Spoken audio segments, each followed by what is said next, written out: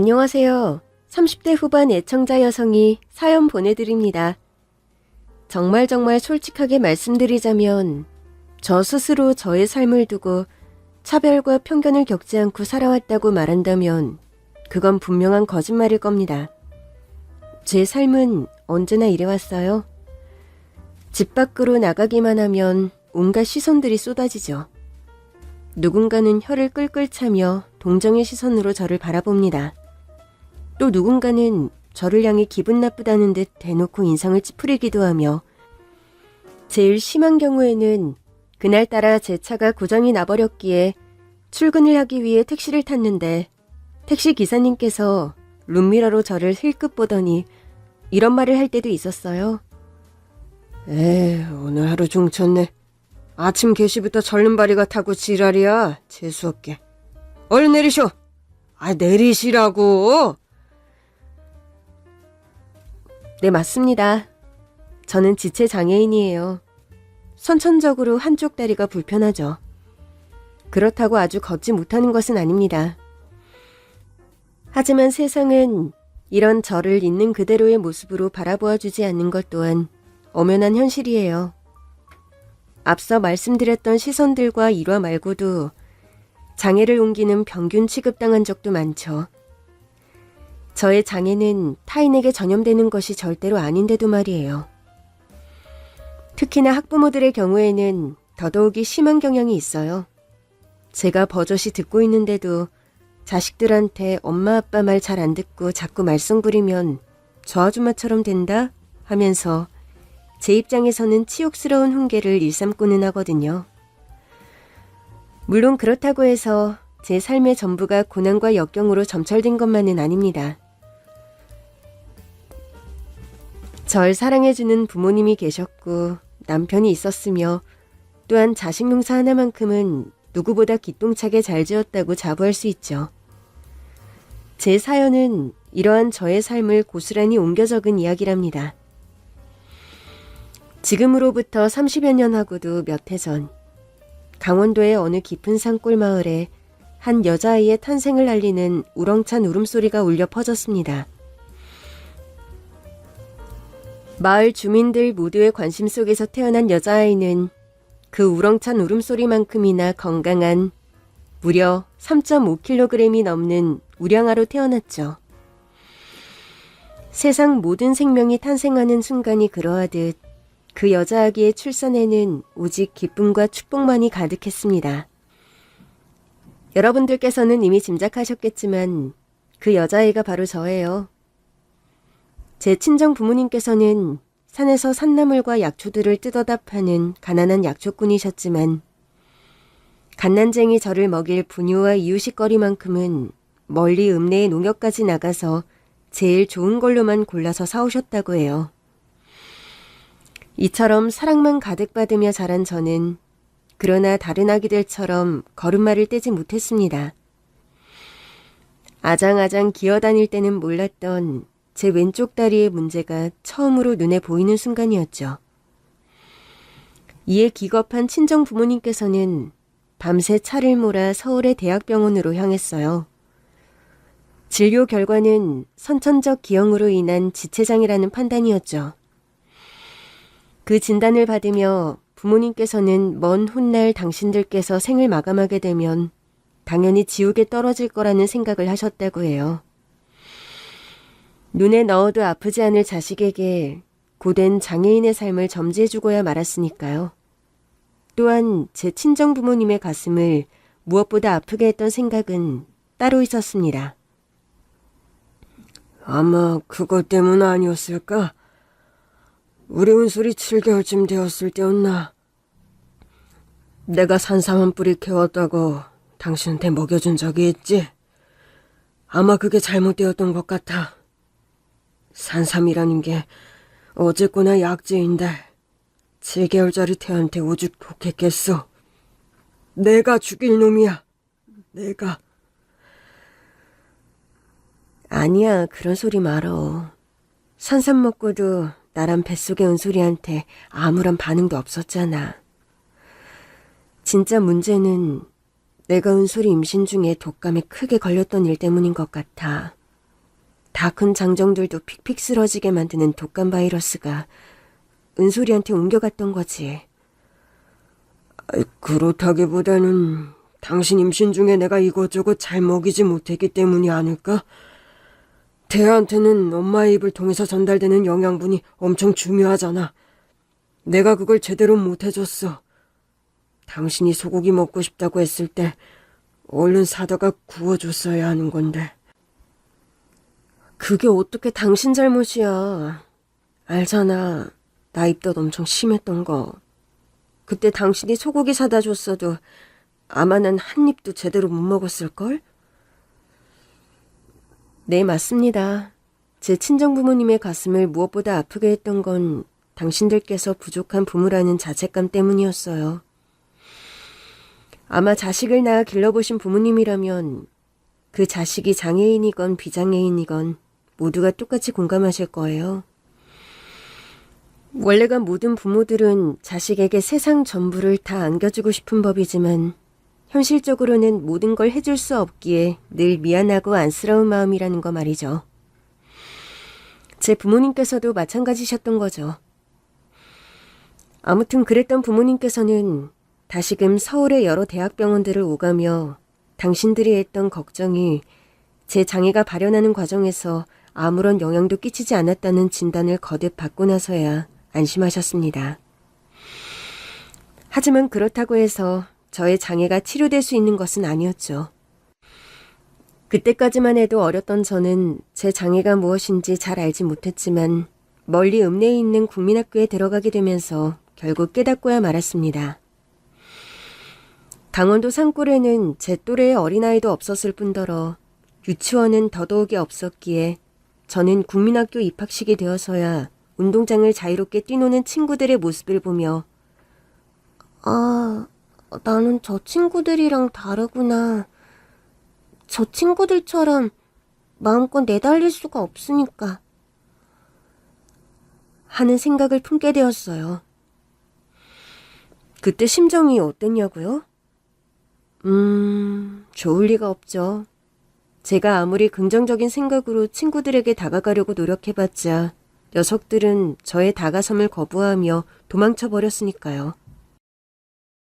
심지어는 저에게 겁을 먹어 울음을 터뜨리는 녀석들도 있었고요. 이처럼 늘 외톨이 어린이였던 저에게 8살 평생 일생일대의 위기가 닥쳐왔으니 그건 바로 학교 운동의 날이었습니다. 다른 친구들처럼 달리기 경기에 출전할 수도 없고 그렇다고 매스게임에 참여하기도 어려운 처지였으니까요. 지금 돌아보면 제가 장애로 인해 가장 마음앓이를 했던 때가 바로 그 시기였던 것 같아요. 매일 아침마다 학교 가기 싫다며 친정부모님 바짓가랑이를 붙들고 울며불며 늘어졌으니까요. 그런 자식을 묵묵히 지켜볼 수밖에 없는 부모님의 심정이 어찌나 미어졌을지. 참. 반면에 제가 저의 장애를 부끄럽게 여기지 않게 된 계기 또한 바로 그 운동의 덕분이었습니다. 서울 출신의 젊은 담임 선생님께서 저와 반 아이들을 운동장에 모두 모아놓고 이렇게 말씀하셨거든요. 얘들아, 지금부터 선생님이 하는 말 잘 들어. 우리 은솔이는 너희처럼 달리기를 할 수 없어. 어디 달리기만 할 수 없겠니? 너희와 똑같은 속도로 너희와 나란히 걸을 수도 없을 거야. 그 말을 들은 저는 정말이지 쥐구멍이라도 찾아서 숨어버리고 싶은 심정이 굴뚝 같았어요. 담임 선생님의 첫마디는 누가 들어도 같은 반 친구들 앞에서 저의 장애를 욕보는 말씀이었으니까요. 하지만 이어지는 담임 선생님의 말씀에는 마치 바다와도 같은 반전이 있었습니다. 너희들 중에 오늘 아침 하늘이 얼마나 맑았는지 기억하는 사람 혹시 있니? 교문 앞 철쭉나무에 언제 꽃이 피었다가 언제 졌는지를 눈여겨보고 기억하는 사람은? 아마 없을 거야. 왜냐하면 너희는 너무 빨리 걸으니까. 그런데 우리 은솔이를 보렴. 은솔이는 자기 나름대로의 속도로 걸을 수 있어. 너희보다 조금은 느리지만 그 덕분에 너희보다 훨씬 많은 것들을 여유롭게 만끽하고 누리는 걸음이야. 아침마다 모여 앉아 지저귀는 참새들의 모습을 눈에 담으며 천천히 걷고 졸졸졸 흐르는 시냇물 소리를 귀에 한가득 담으면서 또 천천히 걷고 비록 은솔이가 걸어나가는 세상은 너희들과는 분명 다르지만 다르다는 게 틀린 것이 절대로 아니란다. 오히려 은솔이만의 행복으로 가득한 세상이지. 그런 담임 선생님의 말씀에 저희 반 친구들이 하나씩 고개를 끄덕이며 수긍하기 시작했어요. 이에 회심의 미소를 지은 담임 선생님께서는 저희 반의 운동회 이어달리기 대표 선수 중 하나로 다름 아닌 저를 추천하셨죠. 왜 굳이 저를요? 제가 개주 대표 선수로 나가면 저희 반은 꼴찌할 게 뻔한데요. 1등을 하고 꼴찌를 하고는 전혀 중요한 게 아니란다, 은솔아. 친구들과 어깨를 나란히 하고 함께 달린다는 것이 중요한 거지. 무슨 말씀이신지 잘 모르겠어요. 우리 은솔이가 바통을 받아서 달리기 시작하면 선생님이랑 우리 반 친구들 모두가 함께 달릴 거야. 은솔이 너와 어깨를 나란히 하고 너만의 속도로 우리 모두 다 함께. 바로 그때였습니다. 저희 반 친구들이 하나씩 저에게 다가와 그동안 혼자 놀게 두어서 미안했다는 등 사과를 건네오며 운동회 개주에서 저와 어깨를 나란히 한 채로 함께 달려주겠다고 약속했죠. 이후 담임 선생님과 친구들은 그 약속을 지켜주었어요. 개주에서 저희 반은 꼴찌를 했지만 서로의 다름을 이해하며 진정한 친구로 거듭나는 아주 뜻깊은 순간이었죠. 덕분에 저는 저의 장애를 더 이상 비관하거나 부끄러워하며 살지 않게 되었습니다. 오히려 더 당당하게 긍정적으로 살게 되었죠. 그런 저를 친구들은 이렇게 불렀어요. 우리 학교 해피바이러스. 이후로도 저는 해피바이러스의 삶을 살아나갔습니다. 고향 동네를 떠나 원주에 있는 고등학교에 입학해서도 친구들이 참 많았고 공부도 열심히 했어요. 다른 친구들처럼 고액과외를 받는 것도 아니고 좋은 학원을 다니는 것도 아니었는데 전교 1등을 놓쳐본 적이 단 한 번도 없거든요. 그때의 저는 제 장애를 향한 편견 중 하나를 스스로 극복해내었던 겁니다. 보통 사람들이 장애인이라고 하면 지능에도 문제가 있을 거라는 편견을 많이들 가지고 계시는데요. 제가 가진 지체장애는 육체적인 활동에 국한된 장애일 뿐 지능이 떨어지거나 하지 않거든요. 전 그걸 입증해내었던 거고요. 그렇게 서울의 명문대에 입학하게 된 저는 저처럼 한쪽 다리에 장애를 가진 지금의 남편을 만나 마음 간질간질한 연애를 시작하게 되었습니다.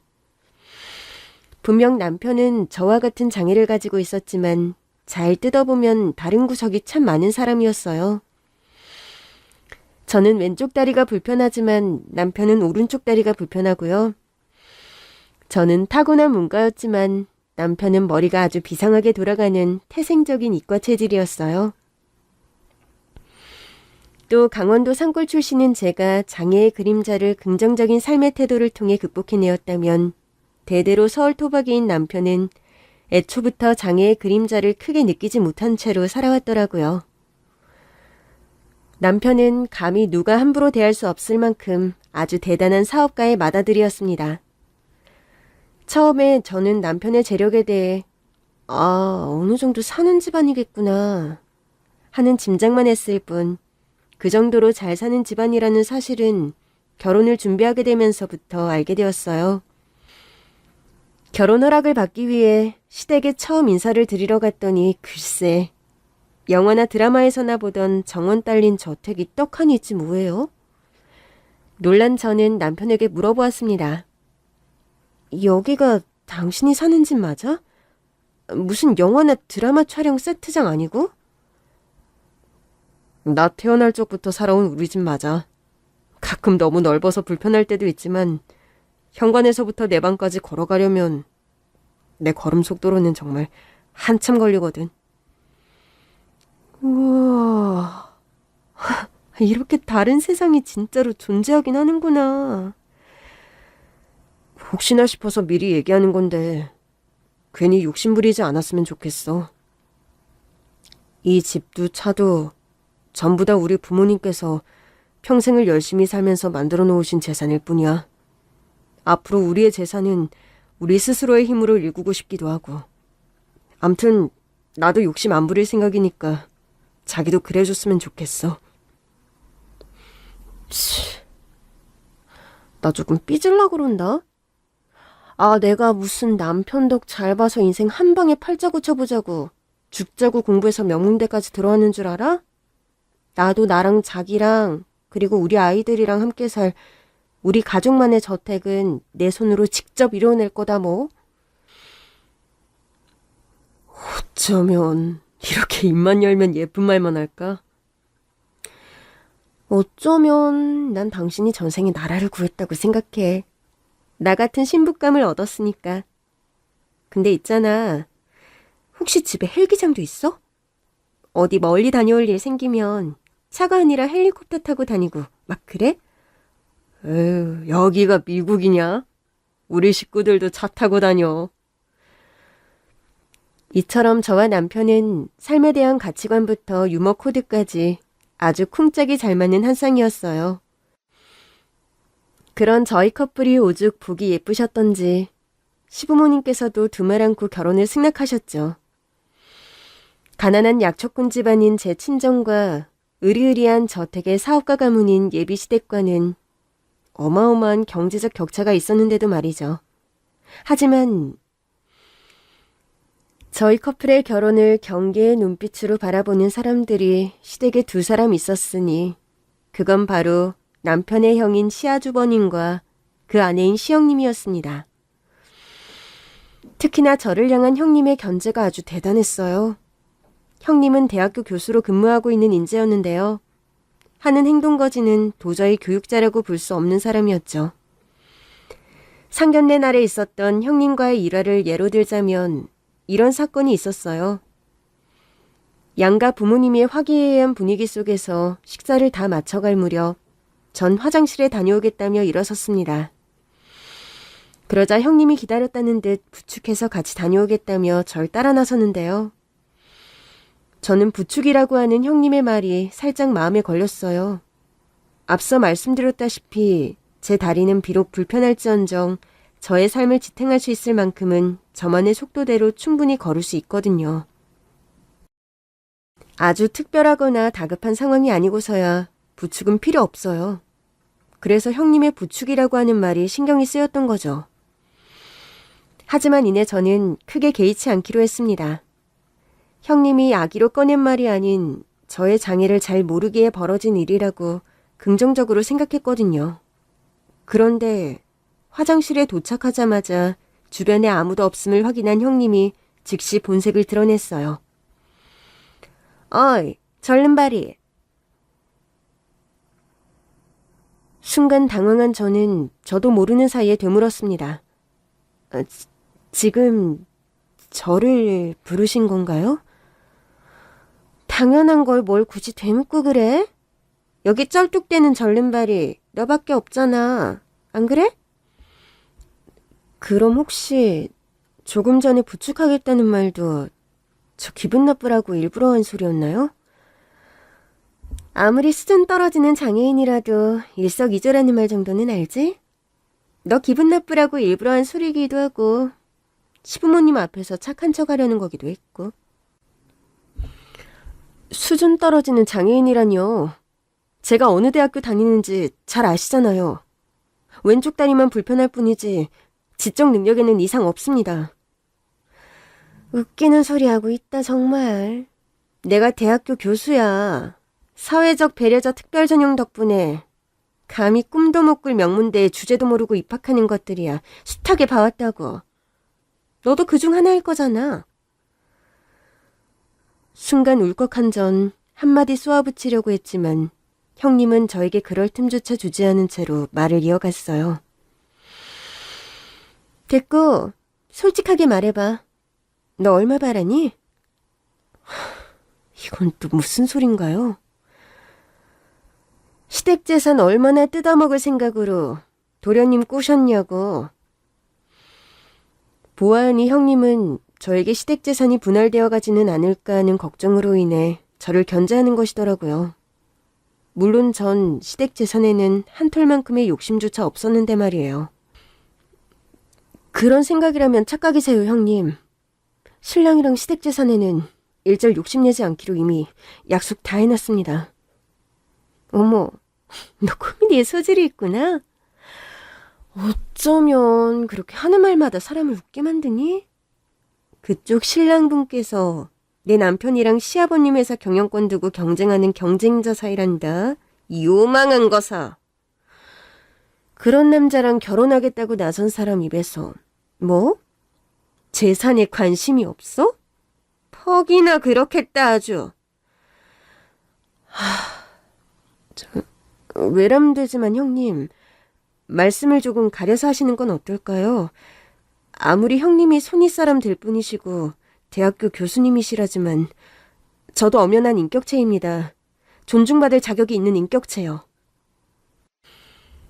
너나 행동거지 똑바로 하세요. 전림발이 불량품 주제에 감히 어따 대고 충고질이야, 충고질은. 오히려 충고는 내가 해야지. 앞으로 단 한순간이라도 시댁 재산이나 시아버님 회사 경영권에 눈독이라도 들였다가는 봐. 그나마 멀쩡한 오른쪽 다리 몽댕이까지 작살 내놓는 수가 있으니까. 그때 형님은 저를 향해 대놓고 비웃는 미소를 흘려가며 유유히 화장실을 떠났어요. 저는 그날의 대화를 휴대폰으로 녹음해두지 못한 것에 대해 뼈저린 안타까움을 느꼈고요. 하지만 그날의 일은 저희 부부와 형님의 부부 사이에서 곧 벌어지게 될 길고 긴 다툼의 전초전에 불과했죠. 왜냐하면 시아주버님 또한 제 남편을 재산과 경영권 상속의 경쟁자로 생각하기는 형님이랑 마찬가지인 사람이었거든요. 형님 내외와의 두 번째 사건은 저희 부부가 결혼식을 치르고 얼마 지나지 않아서 벌어졌습니다. 시아버지의 생신을 맞이해 모든 식구들이 모여 앉은 자리에서 형님이 대뜸 이런 말을 하더라고요. 제가 우리 도련님의 미래를 위해 많이 생각해 봤는데요. 아버님, 아무래도 도련님이랑 동서를 미국에서 대학 졸업시키고 대학원 공부까지 시키는 게 좋을 것 같아요. 굳이 미국 유학까지? 지금 다니는 학교도 대한민국에서는 알아주는 명문대지 않니? 도련님이랑 동서가 너무 아까워서 그러죠. 두 사람 다 머리가 비상한 수제잖아요. 그런 인재를 국내에 머무르게 두는 것보다는 보다 넓은 세상 경험도 시키면서 더 잘 가르치는 쪽이 훨씬 보람찬 일이죠? 미국에서 박사학위까지 취득해서 돌아오면 향후에 아버님 회사 경영권을 훨씬 더 믿고 맡길 수도 있고요. 솔직히 전 갑자기 그런 말을 꺼내는 형님의 저희를 의심했습니다. 저와 남편을 상속 경쟁자로 치부하면서 못 잡아먹어가지고 안달일 때는 언제고 갑자기 미국 유학도 모자라서 박사 학위까지 운운하다뇨. 뭔가 좀 느낌이 꺼림칙하잖아요? 하지만 그때 저와 남편은 잠자코 있을 수밖에 없었어요. 느낌이야 분명 꺼림칙했지만 형님 입에서 나온 말 자체는 마치 시동생 부부를 엄청 아끼는 사람이라는 양 아주 좋은 말들 투성이었으니까요. 제가 생각해봐도 집사람 말이 맞는 것 같아요, 아버지. 집사람이 교수 인맥 통해서 미국의 좋은 대학교도 벌써 다 알아봐둔 모양이기도 하고요. 동생 내외 장애가 마음의 걸림돌이라면 그건 아무 걱정도 하지 않으셔도 되고요. 유학생활하는데 아무런 불편 없도록 저희 부부가 성심성의껏 준비하겠습니다. 그러면 그렇게 하자꾸나. 내 입장에서도 회사를 물려받을 후계자가 든든하면 든든할수록 좋은 일일 테니. 그렇게 저희 부부는 졸지에 유학을 떠나게 되었는데요. 역시나 유학이 아니더라고요. 상속 경쟁자를 제거하기 위한 사실상의 유배일 뿐이었죠. 아니 글쎄, 저희 부부가 비행기에 탑승하고 나서야 형님이 문자 메시지 한 통을 띡 하고 보내오더라니까요. 가급적 돌아오지 말고 그 동네 평생 눌러 살아. 시부모님께는 나랑 남편이 알아서 잘 둘러댈 테니까는. 넓고 넓은 선진국 미국에 살다 보니까 좁은 대한민국에서는 도저히 못 살겠다더라 하는 식으로다가 말이야. 하는 문자 메시지였어요. 너무 기가 막힌 저는 당장에 전화를 걸어 형님에게 따져묻고 싶었지만 마침 비행기의 안전한 이륙을 위해 휴대전화의 전원을 꺼야만 했던 상황이었기에 그마저도 할 수가 없었어요. 미국에 도착하기가 무섭게 저희 부부는 더더욱 황당한 순간을 맞이하고야 말았습니다. 형님이 저희 부부를 위한 선물로 다 녹슬어 빠진 휠체어를 준비해 두었더라고요. 일상적인 거동에는 전혀 지장이 없다고 그렇게 얘기를 했는데도 휠체어를 선물했다는 건 누가 봐도 저희 부부의 장애를 조롱하겠다는 뜻이었고요. 심지어 황당한 일들은 거기서 끝이 아니었어요. 형님 내외가 준비한 저희의 거처는 차로 1시간을 달려야 작은 주유소 하나가 겨우 나올까 말까 할 정도로 외딴 오지였고요. 형님이 교수 인맥을 통해 알아봐 두었다던 미국 명문대는 우리나라로 치면 2년제 전문대학교더라고요. 전문대학교라서 기분이 나빴던 것이 아니라 엄연히 4년제 대학 졸업을 앞둔 저희 부부를 2년제 대학교에 보내버렸다는 사실에 화가 났어요. 그 또한 경쟁자 제거의 일환이라는 속셈이 너무나도 뻔했으니까요. 이에 저희 부부는 없던 오기마저 생겨버릴 지경이었습니다. 저희는 시댁의 재산과 경영권 상속에 전혀 관심이 없는데 형님 내외가 그런 식으로 저희를 미국 오지에 처박아 버리니 화를 참으려야 참을 수가 없어진 상황이었던 거죠. 또한 저희 부부는 시아버지의 앞날이 무척이나 걱정이 되었어요. 후원무치한 짓거리를 아무렇지도 않게 자행하는 형님 내외에게 시아버지 살아생전에 재산이나 경영권의 상속이 이루어졌다가는 아주 큰 재앙이 벌어지게 될 것은 확실하잖아요. 그래서 저희 부부는 한마음 한뜻으로 약속했습니다. 미안한데 여보, 나 시댁 재력에 눈독 들이지 않겠다는 약속은 취소해야겠어. 물론 시부모님의 재산은 절대로 탐내지 않을 거야. 하지만 시아버지의 회사 경영권만큼은 우리가 가져와야겠어. 내 생각도 그래. 형이랑 형수한테 경영권 넘어갔다가는 아버지께서 평생 일구신 회사가 하루아침에 악덕 블랙 기업이 되어버릴 건 불보듯 뻔하니까. 그렇게 의기투합한 저희 부부는 형님이 준비해둔 2년제 시골대학교로 향하는 대신 가진 재산을 전부 모아 대도시의 작은 쪽방 하나를 얻었어요. 그리고는 미국 명문대학교 편입시험을 치루었죠. 결과는 합격이었고 전액 장학금도 받게 되었으며 한국에서의 대학교 학점을 인정받아 곧장 4학년 수업을 듣게 되었어요. 하지만 저희 부부의 목표는 미국 명문대의 졸업이 끝이 아니었습니다. 전 시아버지의 회사 경영을 위해 경영학 박사 취득이 목표였고 남편은 공학 박사 취득이 목표였죠. 시아버지의 회사가 제조업을 하는 회사였기에 제조업의 근간이 되는 공학 박사의 기술은 두말할 것도 없이 중요하니까요. 또 그러는 한편으로 형님 내외에게 연락이 올 때마다 가급적 귀국하지 말고 미국에 평생 눌러 살라는 형님의 경고에 기가 죽은 척 행세하며 와신상담의 자세로 칼을 갈았죠. 물론 모든 것이 다른 낯선 나라 미국에서 입에 잘 맞지도 않는 음식들로 끼니를 채워가며 하는 공부는 결코 쉽지만은 않았습니다. 저희 부부는 매일같이 서로의 잠을 깨워가며 밤샘 공부를 했음에도 불구하고 목표로 했던 경영학 박사와 공학 박사 학위를 취득하기 위한 논문 승인까지 장장 10여 년이 걸렸으니까요. 그러나 저희 부부는 10여 년간의 고행을 당당하게 이겨내었고 목표로 했던 박사님들이 되어 위풍당당하게 귀국했습니다.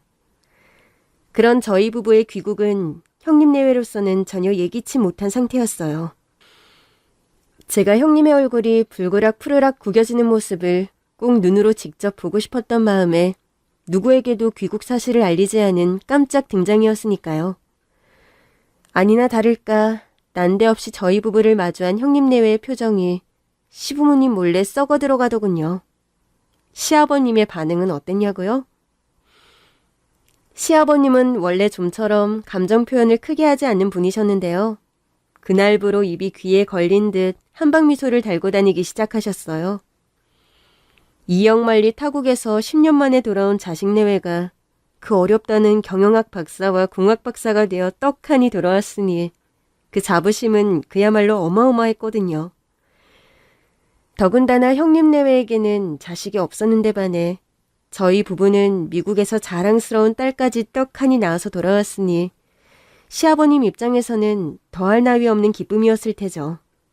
그것만으로도 이미 주체할 수 없을 만큼 행복한 일일진데 10살 배기 저희 딸은 저희 부부를 쏙 빼닮아 머리가 아주 영특했어요. 미국에서 지낼 때도 영재교육을 받았고 귀국해서도 영재교육원으로 직행했으니까요. 자, 그런 상황을 몹쓸 형님 내외의 입장에서 정리하면 이렇게 됩니다. 시댁의 상속 경쟁자인 저희 부부가 졸지에 회사의 유력 경영자 후보로 떠올랐어요. 심지어 저희 부부의 뒤를 이어서 3대째 회사를 맡아 운영할 후계자 또한 영재로 태어났습니다. 이처럼 저희 부부에 비해 모든 것이 열세인 상황에서 형님 내외가 과연 무슨 생각을 했을까요? 망했구나. 특단의 대책을 마련하지 않으면 모든 상속이 경쟁자들에게 돌아가고야 말겠구나. 실제로 시아버지께서는 저희 부부의 귀국 이후 얼마 지나지 않아서 저희 부부를 2대 경영자, 제 딸아이를 3대 경영자로 점찍어두는 후계 구도를 은연중에 공식화하기 시작했습니다. 상황이 이러니 형님 내외 입장에서는 그야말로 발등에 불 떨어진 상황이었는데요. 그러던 어느 날 시아버지에게 병고가 발생하고야 말았습니다. 시아버지께서는 가끔씩 건강을 위해 새벽 등산을 다녀오시고는 하셨는데요. 그날도 등산을 나가셨다가 그만 실족사고를 겪게 되신 것이었어요. 발을 헛디뎌 낭떠러지로 떨어지면서 머리를 크게 부딪히신 나머지 시아버지께서는 애석하게도 이전의 상태로 돌아오지 못하셨어요. 뇌출혈 응급수술 끝에 생명에는 지장이 없었지만 7살 어린이의 지능으로 남은 여생을 보내게 되었으며 육체적 거동마저 힘들어진 탓에 퇴원하신 뒤로는 주로 안방 침대에 누워 계신 채로 시간을 보내셨죠. 회장님에게 병고가 생겼다는 소식에 당연히 회사는 발칵 뒤집혔어요. 바로 그 틈을 타서 형님 내외가 회사 종역들 앞에서 웬 서류 한 장을 꺼내들었어요. 그리고는 아주버님이 무척이나 통탕스러워하며 이야기를 시작했습니다. 아버지께서는 어쩌면 성견지명이 있으셨을지도 모르겠습니다.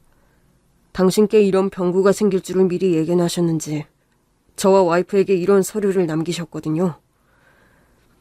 그날 아주버님께서 꺼내든 서류는 시아버님 명의의 재산 전부와 회사 경영권을 아주버님 내외에게 일시적으로 승계하되 시아버님의 건강 상태가 차도를 보이지 않을 경우에는 회사 중력들과 대주주들의 투표에 따라 아주버님에게 영구 승계하도록 한다는 내용이 담긴 일종의 상속 서류였습니다. 하지만 저는 의심스러웠어요. 시아버님으로부터 그런 서류에 도장을 찍었다는 말씀은 들은 적이 전혀 없었거든요. 무엇보다 그렇게 크고 중요한 일을 다루는 서류를 작성했으면서 시아버지께서는 변호사의 공증 또한 받아두지 않으셨더라고요. 이에 저는 혹시나 싶은 걱정으로 반론을 제기했죠. 그런데 좀 이상하지 않아요? 저렇게 중요한 서류를 작성하면서 변호사 공증을 받지 않는 경우는 없잖아요. 그리고 사고가 벌어지기 하루 전까지만 해도 회장님께서는 저와 제 남편을 2대 경영자로, 제 딸아이를 3대 경영자로 점찍은 후계 구도를 공식화하려는 행보를 보여오셨고요. 법적 공증이라면 이미 마친 상태입니다. 이제 곧 도착할 때가 되었고요. 워낙에 급비에 진행된 사안이라 중역분들과 주주님들께 미리 말씀드리지 못한 점에 대해서는 제가 병석에 계신 아버지를 대신해 사과드리겠습니다. 그리고 재수 씨랑 동생은 10년씩이나 미국에서 돌아오지 않았죠. 그동안 아버지께서는 후계 구도에 대한 걱정을 늘 하셨어요. 그러다 결국 만일에 대비해 저와 제 아내를 후계자로 극비리에 지정해 두었던 거고요. 이래도 제가 의심스러우신가요, 재수 씨? 마침 아주버님 쪽 변호사가 도착했습니다. 변호사는 그 서류가 시아버지의 자유의사에 따라 작성된 원본임을 증명하는 공증 서류를 제출했어요. 그러자 회사 중역들과 주주들의 뜻이 병석에 계신 회장님의 유지를 따라서 경영권을 형님 내외에게 승계하자는 쪽으로 일치되었죠. 이에 아주버님이 마지막 발언을 했습니다. 근래 유감스러운 사태로 인해 저 또한 자식이자 회사의 일원으로서 안타까운 심정을 금할 길이 없습니다. 회장님의 뜻이 그러하고 중역분들과 주주님들의 뜻이 그러하다면 전 제 책임을 무겁게 받아들이도록 하겠습니다. 허나 아직 영구적 승계까지는 받아들이지 않겠습니다. 회장님이자 제 아버님께서 빠른 시일 내에 쾌차하시어 회사와 가정으로 돌아오리라는 걸 믿어 의심치 않기 때문입니다.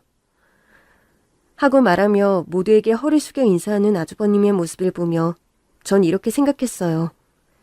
시아버지께서 큰 병고를 겪게 되면서 아주버님과 형님이 개과천선을 했다고 말이죠. 왜 실제로 부모님이나 소중한 사람이 크게 다치거나 세상을 떠나게 되는 계기로 과거의 잘못을 반성하고 새로운 사람이 되어 회개의 삶을 살아가는 사람들이 종종 있잖아요? 전 그날 아주버님의 행동을 그렇게 보았던 것이었고 이는 남편의 생각 또한 다르지 않았어요. 형이랑 형수가 아버지 그렇게 되면서 많이 반성한 모양이야. 그래서 말인데 두 사람한테 경영권을 맡겨보면 어떨까 싶어. 아닌 말로 형네 부부가 인정이 나빠서 문제였지. 능력만 따지고 보면 어디 가서 빠지는 사람들은 아니기도 하고. 솔직히 아버지가 그런 서류를 미리 준비해둔 심정도 이해 못할 바는 아니잖아. 우리가 미국에서 10년씩이나 머물러 있었는데 하루하루 연세 들어가는 아버지 입장에서는 후계 구도가 얼마나 걱정이셨겠어. 내 말이. 사실 우리가 회사 경영권을 가져오려고 했던 건 두 사람이 시아버지께서 평생 일구신 소중한 회사를 하루아침에 악덕 블랙 기업으로 만들어버릴까 봐 그걸 걱정해서였잖아. 근데 오늘 아주버님 보니까 마음 제대로 고쳐먹은 것 같더라. 이런 상황에서 굳이 우리가 경영권을 가져오겠답시고 싸움을 걸 명분도 없고 시아버지께서 직접 미리 결정해 두신 일인데 우리가 굳이 형제끼리 다툼을 벌이는 건 불효를 저지르는 짓이기도 하고. 그렇게 저희 부부는 시아버지의 선택과 형님 내외의 상속을 진심으로 축하해주자고 또 한 번 의기투합을 했는데요. 아주버님의 경영권 임시 승계가 이루어진 날은 딱 때맞춰 시어머니의 생신날이었습니다. 저희 부부는 며칠씩 고민해가며 시어머니의 생신을 성심성의껏 직접 기획했어요. 시아버지께서 사고를 당하신 이후로 늘 눈물로 밤을 지새우던 시어머니의 마음을 조금이라도 위로해드리고 싶었거든요. 두 아들이 모두 건재하고 두 며느리들이 다른 집에서는 찾아보기도 힘들 만큼 잘난 사람들이다.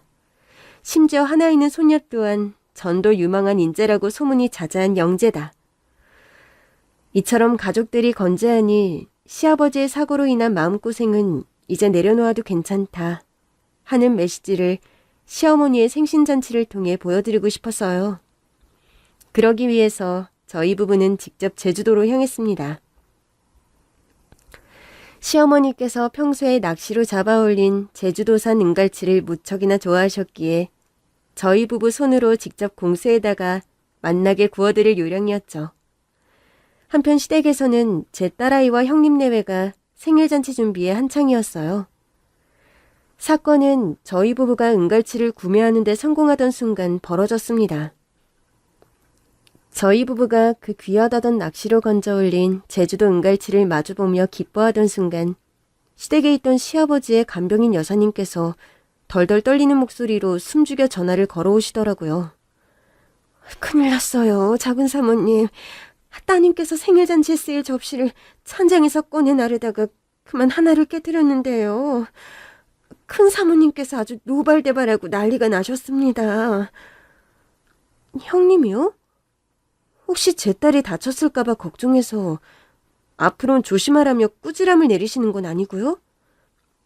그게 그런 상황으로는 절대로 보이지가 않아서요. 대체 그쪽 상황이 어떤데요? 네? 큰 사모님께서 작은 사모님 따님에게 원산 폭격을 시키고 있어요. 벌써 몇 시간째인지 모르겠네요. 그 말을 듣는 순간 저는 귀를 의심했습니다. 원산 폭격이라니요.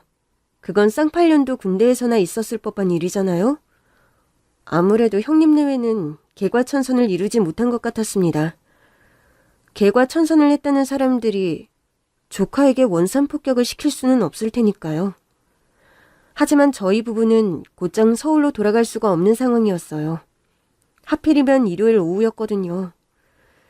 육지로부터 제주도로 관광을 왔던 여행객들이 각자의 보금자리로 다들 돌아가는 바로 그 시간에 말이에요.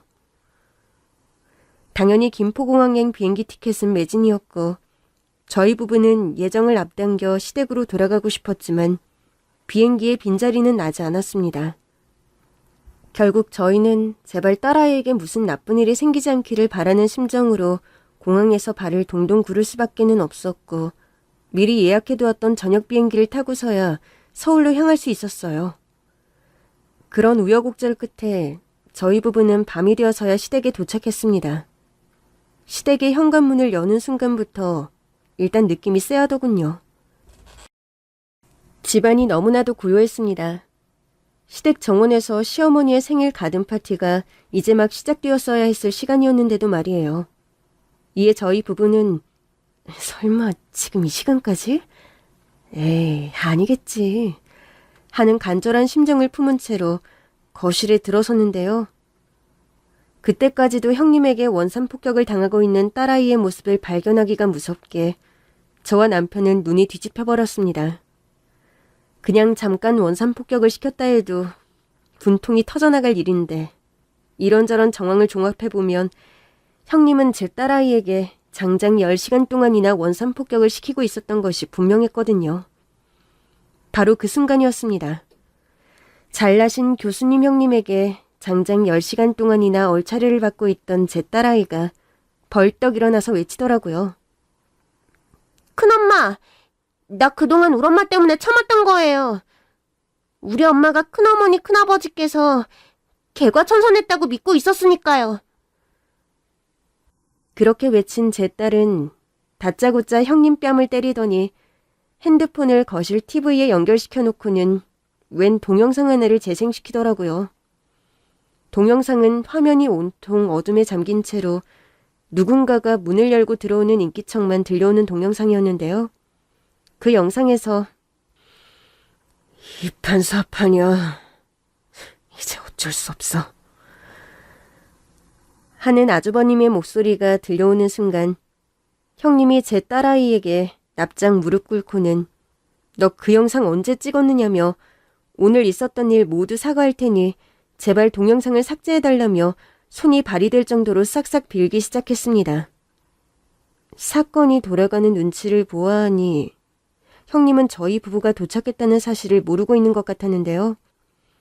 이에 저희 부부가 일단 딸아이를 형님으로부터 떼어놓기 위해 막 다가가려는 순간 딸아이가 재생시켜놓은 영상으로부터 형님 내외의 흉악한 목소리들이 들려오기 시작했습니다. 그래도 신중하게 행동해야 돼. 아버님이야 7살 지능으로 돌아가셔서 우리가 당신 도장 몰래 가져다가 상속서류에 도장을 찍어도 모를 테지만 세상 사람들 모두를 속여넘기기에는 쉽지 않은 일이잖아? 당장에 상속서류를 두고 변호사 공증이 없다는 문제 제기가 들어오면 어떻게 대처할 건데? 그건 벌써 잘하는 변호사한테 돈 많이 먹여서 준비해놨어. 우리가 서류에 도장 찍어서 가져가는 대로 한 5년 전쯤에 작성된 서류라고 공중에다 줄 거야. 다행이다. 일이 그렇게 잘 풀려준다면야 난 언제든 오케이지. 막말로다가 일이 이렇게 된 건 아버님 책임도 있으니까. 아버님이 절름발인 년놈들을 후계자로 세우려고 하지만 않았어 봐. 우리가 아버님 등산하는 길까지 몰래 쫓아가서 그런 위험한 일까지 직접 저지를 필요는 없었잖아? 아직 문제 하나가 남았어. 조카년도 이참에 날 잡아서 길을 확 죽여놓는 건 어때? 2대째 경영권이야 이런 식으로 우리가 가져온다고 쳐도 3대째 경영권까지 우리 쪽에서 이어질 수 있다는 보장이 없잖아. 망할 죽한년이지. 누굴 닮아서 그렇게 똑똑한지 원. 애 기는 내가 알아서 죽여놓을게. 언젠가 태어날 우리 아이에게 3대째 경영권을 안전하게 물려주기 위해서라도 이참에 확 꺾어 넣을 필요는 있으니까. 네, 그런 흉악한 술수가 난무했더라고요. 방금 몹쓸 형님 내외의 녹음된 목소리를 통해 전해 들으셨던 모든 사건의 진실을 다시금 정리해드리자면 이렇습니다.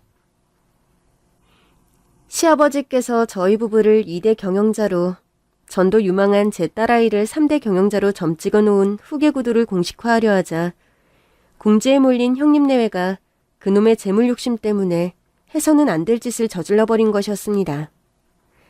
형님 내외가 새벽 등산을 나갔던 시아버지의 뒤를 몰래 쫓아나가서는 실족사로 위장한 해코지를 저질러버렸어요. 그 결과 시아버지께서 7세 정도의 지능으로 평생을 살게 되셨고, 이에 기회를 잡았다고 생각한 형님 내외는 시아버지가 잠든 밤을 틈타 안방으로 잠입해 도장을 꺼내 가짜 상속 서류에 도장을 찍은 뒤 미리 섭외해둔 공범 변호사를 통해 그 가짜 서류가 5년 전에 작성된 진짜 서류인 것처럼 공증까지 허위로 꾸며내었던 것이었습니다. 또한 형님 내외는 언젠가 태어날 자식에게 회사 경영권을 순조롭게 물려주기 위해서 3대 후계자로 낙점되어 있던 제 딸아이의 길을 꺾어놓을 필요성이 생겼던 겁니다. 그런 와중에 저희 부부가 시어머니를 위해 제주도 은갈치를 직접 공수하기 위해 집을 비우게 되었고, 마침 시어머니의 생일잔치를 준비하던 제 딸아이가 비싼 접시 하나를 실수로 깨뜨리게 되자 형님이 그걸 핑계 삼아서 제 딸아이에게 장장 10시간이나 원산 폭격을 시켰던 거였죠. 이렇게 그간의 모든 내막은 정리가 되었지만 저에게는 아직 단 하나의 의문점이 남아있었어요. 그건 바로 제 딸아이가 언제 어떤 경로로 모든 진실이 담긴 동영상을 촬영하게 되었는가 하는 것이었습니다. 저는 그 궁금증을 딸아이에게 직접 물어보기 위해 다가섰고, 그제서야 저희 부부가 모두 듣고 있었음을 깨달은 형님이 사지를 벌벌 떨기 시작했죠. 동서 왔어? 언제부터? 처음부터 끝까지 다 들었으니까 좋은 말로 할 때 일단 가만히 입 다물고 있어. 그렇게 형님의 입을 막아놓은 저는 딸아이와 눈을 맞추며 자애롭게 물어보았습니다. 언제, 어떻게 저 동영상을 찍게 된 거야? 그게요. 저 원래 가끔 할아버지 옆에서 같이 잠들고는 하잖아요. 그건 알지. 할머니가 자꾸 밤새 정원에 앉아서 우는 바람에 거의 매일 혼자 잠드는 할아버지의 모습이 너무 속상하다면서. 네, 그날도 그냥 그러다가 찍게 됐어요. 할아버지 옆에서 막 잠들려고 하는데 문 밖에서 이상한 걸음소리가 들리는 거예요. 전 그 걸음소리가 진짜 이상했어요. 엄마랑 아빠 특유의 느릿느릿한 걸음소리는 분명 아닌데 천천히 조심스럽게 자꾸 다가오잖아요. 그래서 전 그 걸음소리가 도둑이라고 생각해서 얼른 침대 밑으로 숨어서 휴대폰으로 동영상 촬영 버튼을 눌렀는데요. 알고 보니까 큰엄마 큰오빠더라고요. 그래서 그냥 나오려는데 둘이 저런 못된 이야기를. 무섭지는 않았니? 무서웠어요. 하지만 할아버지를 지켜드리고 싶어서 참았어요. 그래, 잘했다. 장하다 우리 딸. 일단 지금은 엄마가 큰어머니랑 큰아버지랑 나눌 이야기가 좀 있을 것 같은데. 간병인 아주머님께 말씀드려서 아주머님 집에서 하룻밤 자고 오지 않으련? 할아버지를 지켜내고자 두려움을 무릅써가며 몹쓸 형님 부부의 대화 내용을 끝까지 녹음한 딸아이의 효심만큼은 참으로 갸륵했지만 전 부모로서 일단 딸아이를 다른 곳으로 데려다 놓아야만 했어요. 아무리 영재라고는 하지만 어린 딸아이 앞에서 분노한 엄마의 모습은 보여주고 싶지 않았으니까요. 그래서 전 간병인 아주머님께 부탁해 딸아이를 그녀의 집으로 보내놓은 다음에서야 형님 내외와 마주 앉았죠. 그날 두 사람은 차마 고개조차 들지 못했고 전 그런 두 사람을 매섭게 호통쳤습니다. 단도직입적으로 말할게. 존댓말 같은 건 애초에 필요도 없을 거고 존댓말은 존중받을 가치가 있는 사람들에게나 해주는 건데 당신네들은 상종하는 것만으로도 꺼림칙한 짐승이고 패륜하니까. 그러자 형님이 최후의 발악을 시도하더군요. 그러게 내가 시킨 대로 평생 미국에 눌러앉아 살았으면 우리가 그런 짓을 벌일 필요도 없었잖아. 우리가 왜 돌아왔는지 아직도 모르나 보네. 당신네들한테 아버님 회사를 맡길 수가 없어서 내 딸이 할아버지를 지켜드리고 싶어 했던 것처럼 우리도 자식으로서 아버님을 지켜드리고 싶었으니까. 절름발이 주제에 잘난 척하지 마. 그까지 동영상 하나 찍힌 게 뭐 어쨌다고? 우리가 마음만 먹으면 당장에 사람 풀어서 너희 딸내미 잡아다가 동영상 지워버릴 수도 있어. 알아? 연로한 부모를 해친 것도 모자라서 이제는 부모 앞에서 딸 자식 해코지를 하겠다고 선언을 해? 너 지금 아주 크게 실수하는 거야. 왜? 자식의 안전을 위협받은 부모의 분노보다 세상 더 무서운 것은 없으니까. 그렇게 외친 저는 형님의 뺨을 냅다 후려쳤습니다. 그러자 아주버님이 형님을 보호하려는 듯 저를 밀쳐내었고 이어서 제 남편이 저를 지키려는 듯이 아주버님을 밀쳐내었죠. 그렇게 저희는 서로 뒤엉켜 잠시간의 몸싸움을 벌였는데요. 참으로 신기한 일이 일어났어요. 저희 부부는 둘 다 한쪽 다리가 불편한 장애인이죠. 일반적인 상황에서의 힘싸움은 저희가 상당히 불리한 것이 사실이에요. 하지만 그날만큼은 정반대의 일이 일어나 버렸습니다. 한쪽 다리가 불편한 장애인인 저희 부부가 형님 내외를 몸싸움과 힘싸움에서 압도를 해버렸거든요. 아마도 목숨 걸고 싸워야 하는 명분의 정의로움 자체가 달랐기 때문이었던 것 같아요. 형님 내외는 한낱 부질없는 무력 때문에 싸웠지만 저희 부부는 시아버지의 자녀이자 딸아이의 부모로서 사랑하는 가족을 위해 싸웠던 것이었으니까요. 그렇게 저희 부부는 형님 내외를 아주 압도적으로 개패듯 흠씬 두들겨 패주었고 이후 전 초죽음이 된 그들에게 마지막 한마디를 던졌습니다. 가족을 지키기 위해 10년이라는 고생을 이겨낸 우리 부부랑 그놈의 무력 때문에 가족마저 다치게 만들어버린 너희 부부랑 이젠 누가 불량품이지? 왜 말들이 없어? 이미 뻔히 답들을 알고 있으면서.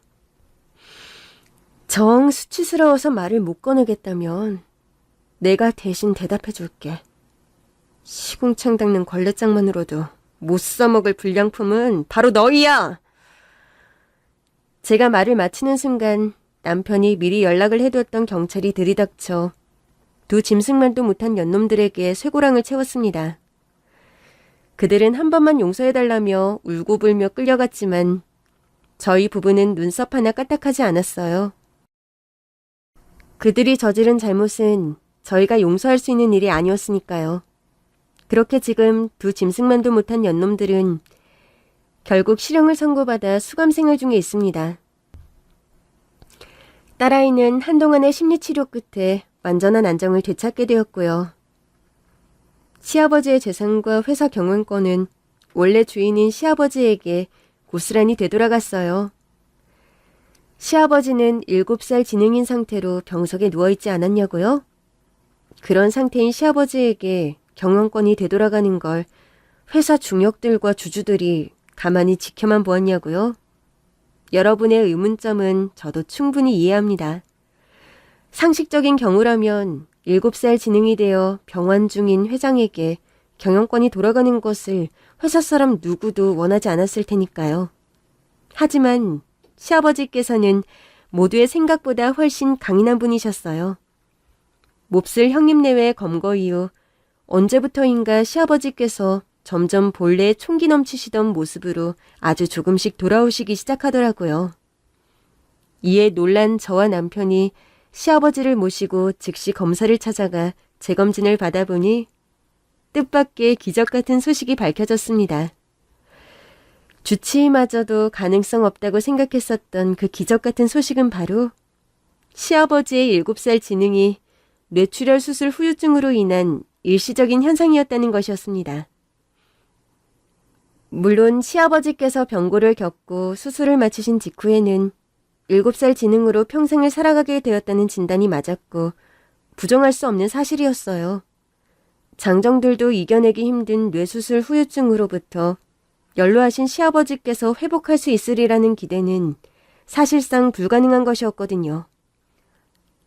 하지만 시아버지께서는 마치 불가능을 현실로 만들어내려는 듯 보란듯이 뇌출혈 수술 후유증을 조금씩이지만 꿋꿋하게 이겨내셨고 지금은 거의 완치 상태세요. 기업 회장님다운 총기는 완전하게 돌아오셨고요.